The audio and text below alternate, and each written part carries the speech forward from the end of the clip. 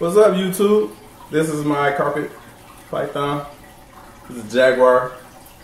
I love him. He's one of my favorites. The stripe goes all the way down his back as far as that high yellow. And the first quarter, it's like a little black stripe in the middle of that pattern. Makes him look like a little retic right there, like a tiger retic. I love him for that. That's why I like the Jaguars, because gives you that retic feel without getting that size. So that's why I like them and I recommend them. This guy is so docile. He never tried to bite me. He's always ready to hang out and play. They're not all like that.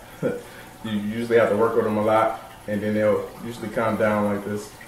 But I haven't tried to breed them. I don't have any breeding plans. I just kind of slowed down from the whole breeding thing. Too many people are trying to breed stuff. So I just want to enjoy my animals. Nothing wrong with breeding them, but I took a pause on that. If I really wanted to get back into breeding, it's going to be with boas, green tree pythons, maybe even carpet pythons, but mainly green trees and boas is what I think I want to do.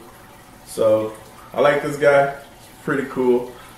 If you don't have one, they're fun to work with. They get some size on them, so not as big as a boa, but nice and long and sleek, which is a nice snake. So that's an update on the carpet. And you're in front of my African cichlid tank. Quick update on that. I have a Polypterus, and the tank that it was in busted. So it was pretty small. I put them in here. Everybody was fine. A few weeks went by, fish started coming up missing or dead, and I thought it was the Venustus, so I took him out. Then fish kept coming up dead, and then I realized it's got to be the Polypterus. He would always hide, so I didn't really know how big he was getting, and he was growing so fast. I pulled him out, he doubled his size, and very well, because he was eating he ate about 6 to 8 fish. So he's out, he's in his own tank, and he's gonna eventually be in there with the South Americans and Central Americans. So that is that.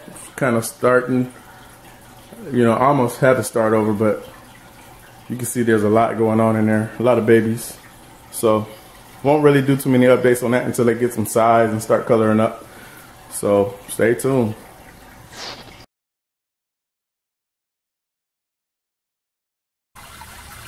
What's going on, YouTube? This is my Polypterus. He was eating up my Africans, just eating them, probably 1 or 2 per day. Probably went through about 10.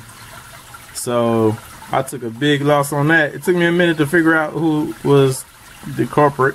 I thought it was my Venustus, and it wasn't. It was this guy, which I knew it was going to happen. I didn't know he was big enough yet, because you see he's not that big, but he's like triple the size since I got him.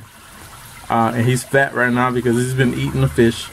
So he's getting moved out as we speak.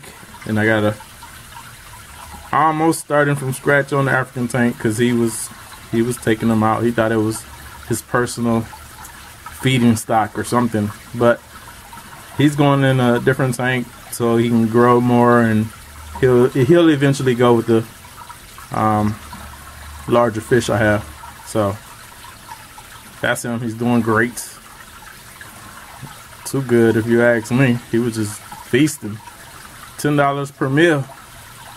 $10 to $15 to $20 per meal.